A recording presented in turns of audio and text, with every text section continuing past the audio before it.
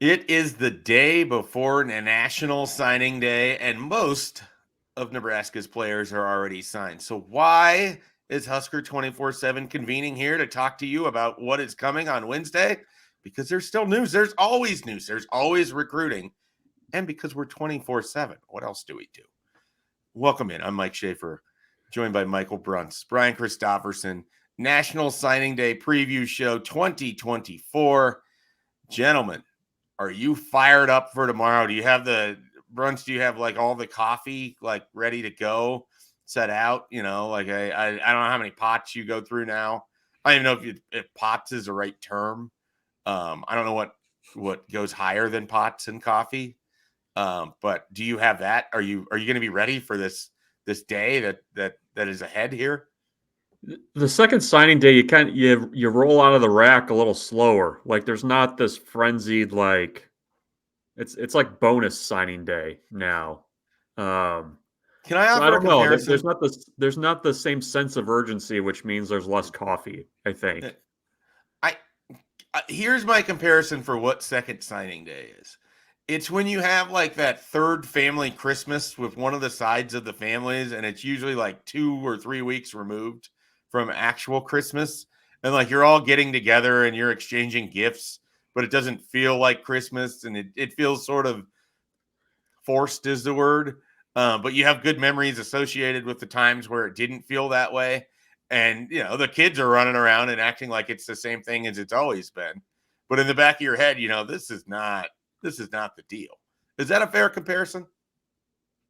Yeah, I think you're in the neighborhood. It's like you're trying to recreate the magic, but it's a little bit harder to do that.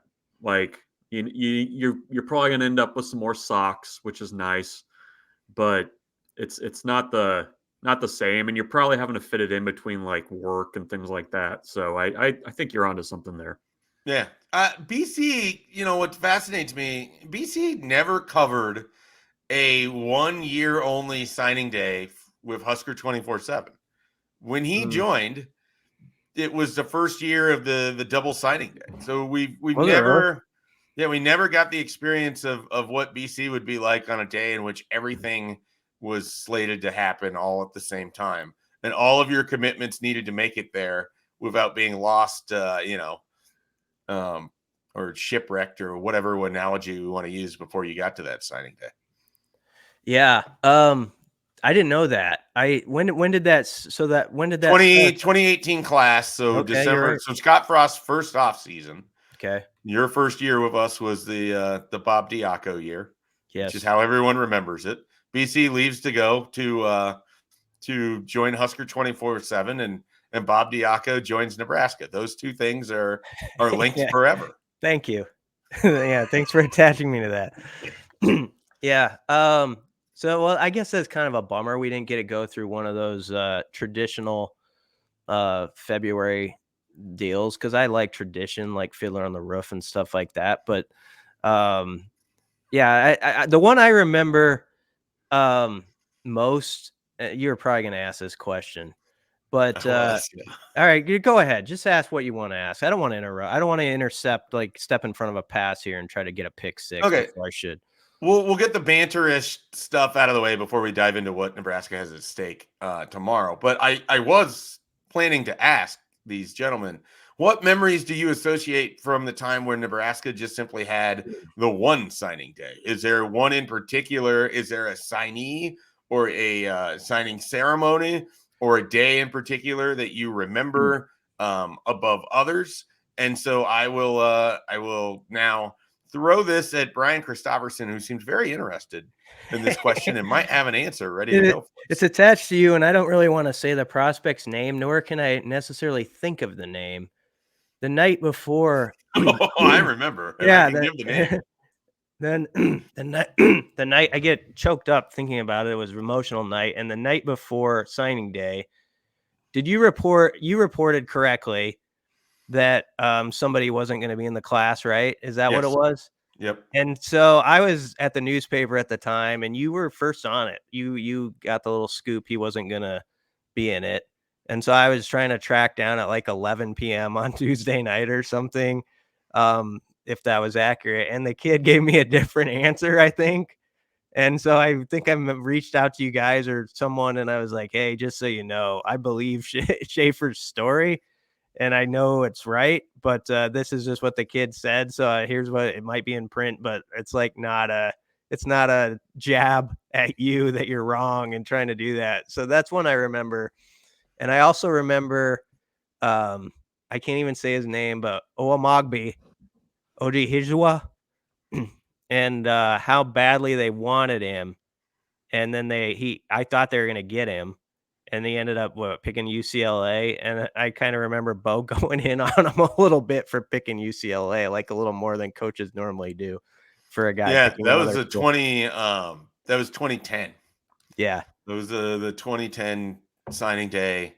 I remember that one because I was still in school and I had I guess it was an internship class type thing where I worked for the state capitol, or I was working at the state capitol for the legislature.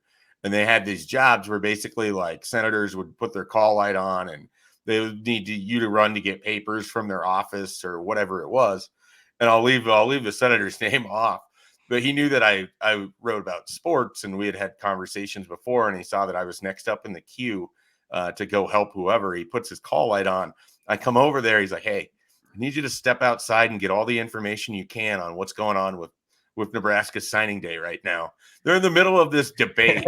I don't remember what the topic was, but he was so thoroughly uninterested by the debate that I was tasked with going and getting information about whether Corey Cooper had signed or not, because the cell phones at that time did not always work the best inside the rotunda and the legislature there. So I stepped out and I brought him the news of Corey Cooper signing during the middle of this debate, and he was quite fired up.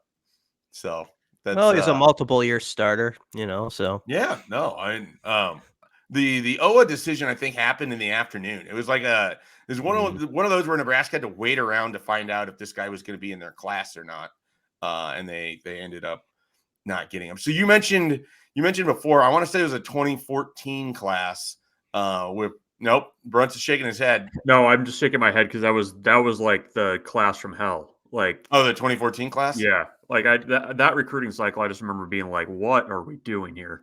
I don't mind just saying the recruit's name. I mean, I wrote about it, and people could look it up if they want. And he went on to play where he did, but it was Willie Sykes was the player, and he was committed to Nebraska at the time. And I had gotten wind that that commitment.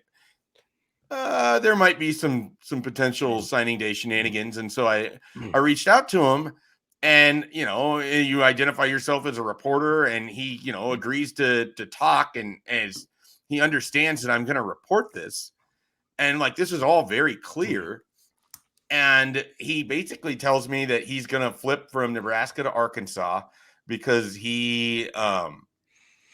because Arkansas has an affiliation with Walmart, and he was going to be a business major, and they had really sold him on the fact that he could get an internship with Walmart, and Nebraska didn't have any Fortune 500 companies like Walmart that could help him in his future career as a businessman. And this was the answer that was given to me. I don't remember exactly how I wrote it up because I don't think I went in deep as that, but so I write this story and I put it out there. And of course, it's big news. It's the night before signing day, and a kid isn't going to sign with the team that he's committed with.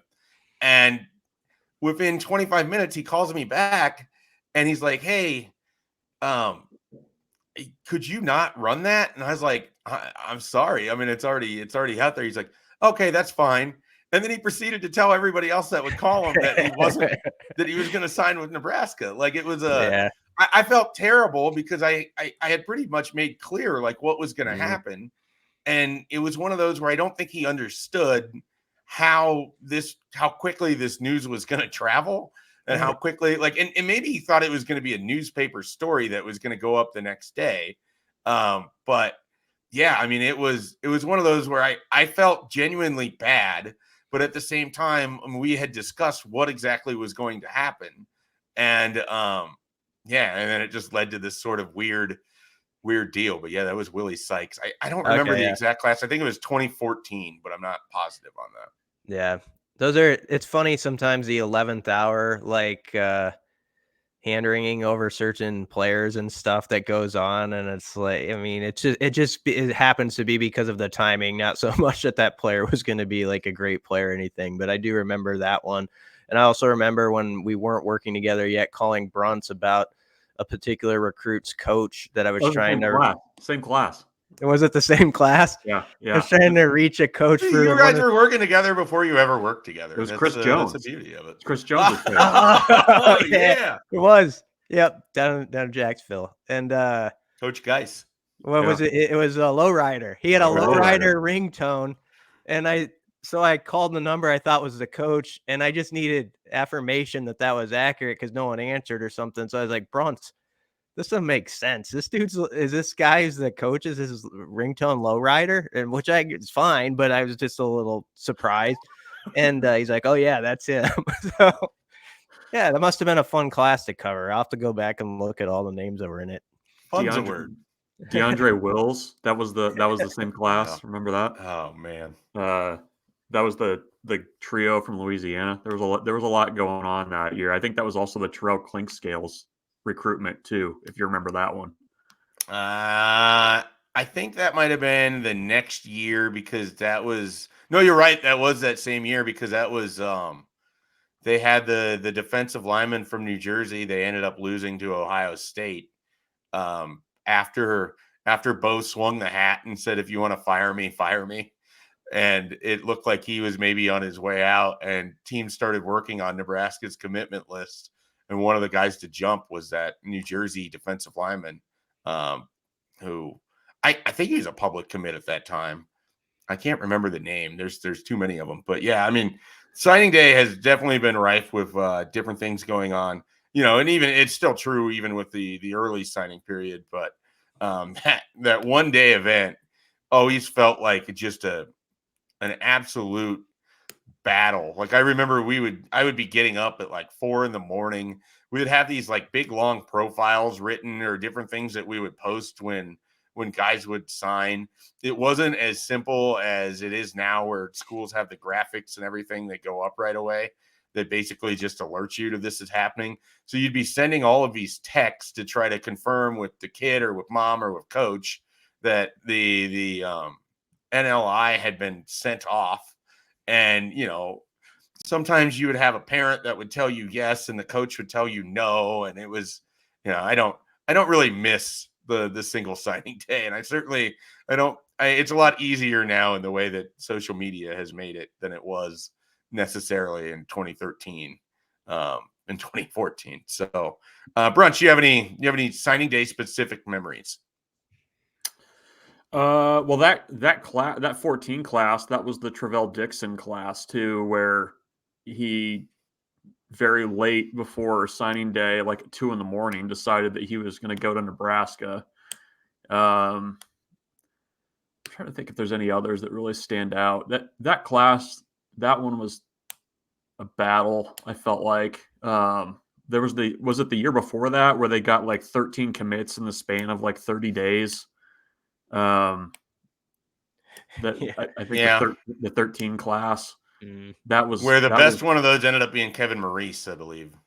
Yeah. So that one stands out. I'm sure there's others. I mean, it wasn't necessarily signing day, but it was around then with Jameer Calvin, was in, out, in again, and then out. He had a nice career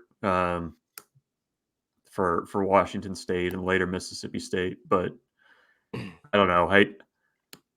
Those kind of late Pelini years, I remember being particularly. We were chasing a lot of really weird things. It's probably there was a run with Riley too. It might have been his first full class, or it might have been it's his first full class where it's like Elijah Blades and all of those guys, Diamador Lenore, they're all making basically like late January decisions. And I remember Nebraska ends up getting Elijah Blades, and it's this big win. And he never ends up like even getting on campus because the academics were what they were. He goes to junior college, is like the number one junior college cornerback in the country. Then he's at LSU for a minute. Then he's at Texas A&M. I think he was in the portal multiple different times. I don't know if he ever really finished out his career, but that was another one of those sort of signing day wins. That was a big deal at the time. All right, we've gone down the memory lane. Let's take you to what's going to happen on Wednesday. Nebraska does not have a lot of space left, and yet they continue to turn over rocks and find different players. We'll start with Keona Wilhite. Bruntz, what do we know about Keona Wilhite, and what are your sort of thoughts on what this addition would mean if Nebraska picks up a signing day signature from the defensive end in Arizona? Yeah, I mean, he's kind of one of those guys that got caught up in the coaching change wash this past year, with the movement there.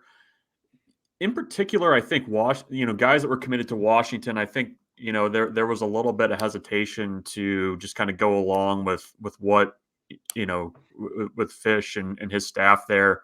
I know they've been able to keep some guys, but UCLA, Nebraska were kind of the two prominent schools there. And just to kind of preview things, I guess, earlier in the week, it seemed like things were trending pretty well for UCLA there.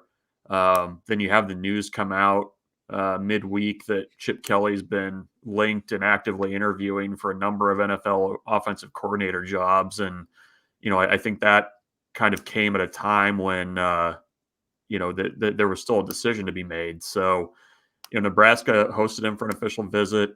Michigan State also hosted him, UCLA. But I think, Nebraska has a pretty good plan for how he would potentially fit in that defense. And, I think Tony White's kind of flexed his recruiter muscles a little bit there too. He was out multiple times to see Wilhite and his family. And, I think when you kind of look at his size, I think we list him at 6'5", 240. That's a guy that, can probably get on the field sooner than later and has the type of frame that you can really grow into, either a defensive end or kind of keep as an edge with the talent that he has. Yeah, it feels like a nice potential addition if Nebraska does land it. And like I said, it's trending that way with what we've sort of been hearing. They had such a nice defensive line class in 2023, and then I think Ashton Murphy is their only one so far in 2024, depending on how roles divide out for some of these other guys. But I think adding a Keona Wilhite is just continuing to backfill at a position room that looks so different now than it did at the end of the Scott Frost, Mickey Joseph tenure there in 2022. He's not the only one, though, and he's not the only defender. BC, you were on this one last night. What can you tell us about Kamir Prescott? Yeah, Kamir Prescott, defensive back out of Philadelphia. Let's see, he was in Nebraska for the spring game. Is that right? Yes. And had been committed to Wisconsin at one point in the process, but it decommitted back a month or two ago. And it kind of went quiet, like as far as publicly on what was going to happen with him. But Nebraska had a good relationship established, that dated back throughout the whole cycle. And I think that was at play here. Obviously there's good NIL opportunities and for a guy like him. And I think you're kind of getting a late steal that maybe people weren't expecting like a week or so ago. But you look at like how he was recruited and the type of schools that wanted him. One of your rivals was after him in Wisconsin. It's a nice get. And also, he's from the area where this staff has familiarity with in Philadelphia. Like I think they're always going to be able to make some hay with Rule having coached at Temple and some of those guys' background there in that city. So this is another example of that. So it seems like a good get if he ends up raising his hand, which I'm kind of thinking he will as of signing day eve here. Yeah. I just don't have a lot else to kind of add to this. It looks like Nebraska could add a couple more defenders to their class, and I think it's a situation where they really utilize this period as well as you could expect. They're able to get some transfer portal guys that are already on the roster. They're able to put themselves in position to potentially add a guy in Keona Wilhite, who was signed somewhere else, and they took advantage of a deal where his coach left, and they offered an opportunity, and it's a good fit, I think, if it were to work that way. And it might be the same with Kamir Prescott, who decommitted from Wisconsin late in the first cycle. So I feel like this is kind of what I expect going forward, guys, with this second signing period. I think Nebraska will have most of their work done, and then it's a little bit of kind of turning over rocks and seeing what's available and being flexible.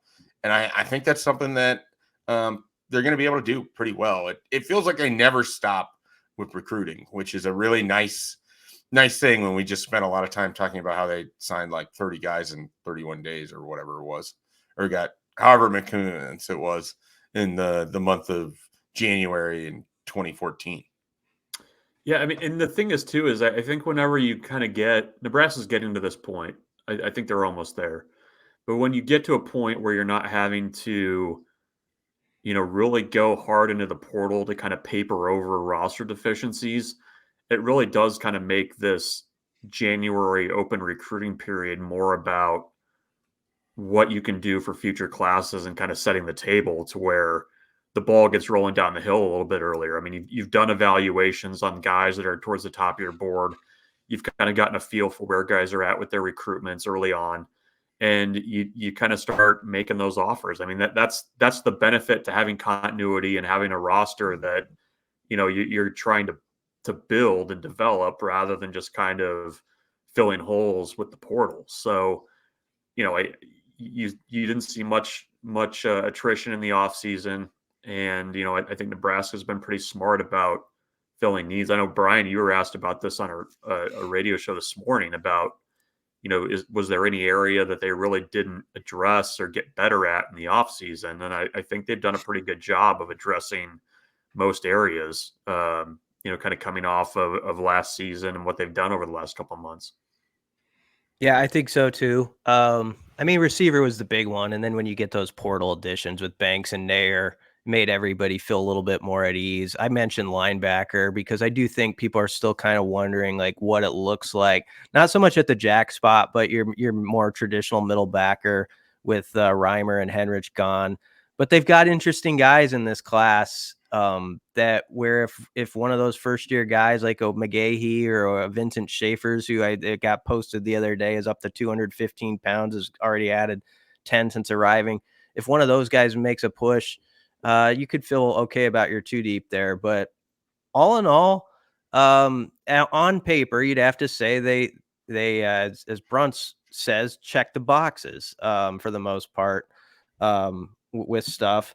And I also think, like, if let's say they get 2 additions on Wednesday, the way those came, I think, is the formula for the future. Like, you'll have basically your whole class in play, and then you got one example of a guy who they had a relationship with that, okay, he kind of ended up being still out there in Prescott. And then you get that example of which you're always going to get 2 of now, coaching changes or something that happens. And there's going to be maybe one guy you're like, man, he'd really fit, we've got to squeeze the numbers a bit, but he could make a difference, like what happened when Kalen DeBoer went to Alabama. So I think it's like the perfect example, honestly, if those 2 guys end up saying yes tomorrow, of like how it's going to work most years, where there's like 2 or 3 additions and they kind of come in the way they came this cycle.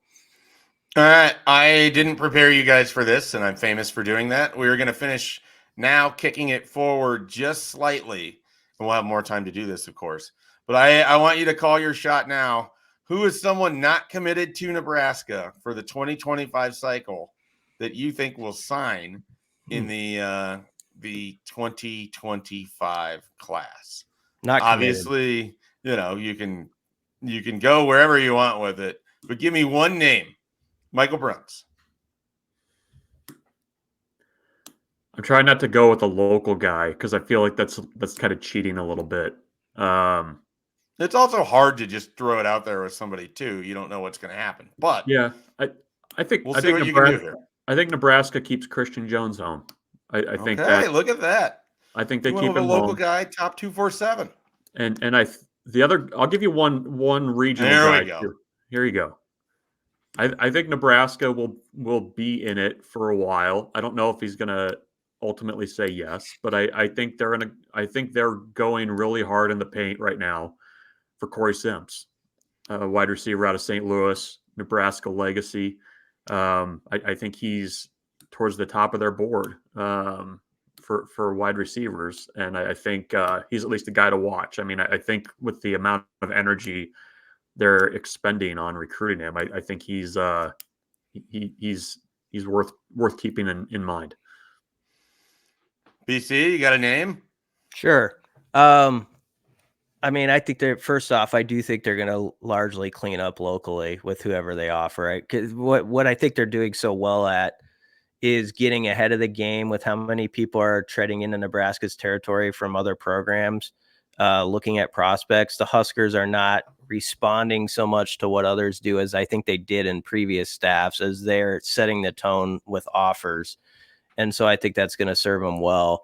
It's interesting the name Bruntz said, because this is maybe it seems like a long shot, but we want to be bold, right? Isaiah Mosey is a guy that I thought, like, just from, he was here on that one visit back when Raiola was here. And I'm just using him more as an example of, I think there's these certain guys from the 25 class that were sort of connected to that experience or a little bit tied to that I at least have my eye on. And I'm not going to say he's going to end up here. That's not I know that's what you asked, but I do think there are going to be a few of those that were linked to sort of that 24 cycle from this next one with Raiola and stuff that end up being at Nebraska, the one or two. And so he's just a name I mentioned to use that as, something like that. All right. I'm going to go out there a little bit, and I will give you a signee that is not local, that is so not local he doesn't even live in the continental United States. Here is a prediction for you. I believe Nebraska walks away with a commitment from Aiden Manitai from Hawaii. I can't even pronounce his town that he's in, but he is a safety. I think Nebraska is going to get 2 players from Hawaii in the 2025 class, because I also like their chances with Houston Kahina Torres, a interior offensive lineman from St. Louis. Nebraska's been recruiting him. He is connected to the Raiola family. He was as excited as anybody when the Huskers were able to pick up Raiola, and he's I think got a relationship with Preston Taumua as well. So I like the Huskers to potentially add 2 players from the islands in the 2025 class. So we'll some predictions that we can look back at and laugh upon when it doesn't go right here in a year's time, or we'll just forget that we ever made and we don't have to face the music for it. That's the beautiful thing about putting out all of this content. You do so much of it, you can't always remember it. Anything you guys want to say before we sign off here? BC. No, I'm sure we'll nail all those predictions, so I won't even worry about it. So yeah, I feel like I kind of do miss the old February signing days a little bit, but not that much. Not that much. Do not miss. Bruntz. Yeah, I'm curious to see what signing day is going to be like in a couple of years. Like, I don't know how this model like is sustainable with the college football playoff expanding and portal and everything else. Like, it feels like it's probably going to move again, and whatever's the first signing day will probably be the new signing day. And we'll think back to the wonderful times we had in late December. But yeah, I don't know. It feels like we're headed towards maybe a summer signing day of some sort, but we'll see how that goes. I strongly encourage and support an August 1st signing day, and just make it easy. Get it done before the senior season starts. Big win for everybody. But believe it or not, I will not be consulted for that sort of decision. If you're looking to make a decision, if you're looking to make a good decision, and you're not already an annual VIP subscriber, you can get 60% off right now, an annual VIP membership. This deal goes through Wednesday evening. Give yourself a chance to get all of the VIP news before anyone else. Be the guy that's texting your friends and telling them stuff before they know that it's even happening. You can do that with Husker247. We got a deal going right now. As I said, 60% off for any new annual VIP subscriber. We got a lot of stuff going on here at Husker247. Obviously, finish up this 2024 class, but you got 2025 on tap if you're into recruiting. Basketball is looking to do some things here. Baseball is about to get underway. And, of course, the second year of Matt Rule will feature the Dylan Raiola experience. And I promise you we will have plenty of coverage of all of that when spring football fires up here and even before it does. So be sure to get to Husker247. Get signed up if you haven't. Lots of people jumping on this deal. It really doesn't get a whole lot better than that. So for Michael Bruntz, for Brian Christopherson, I'm Mike Schaefer. Tomorrow is National Signing Day. Enjoy it. And stop by Husker247. We'll have plenty of content for you to read and enjoy.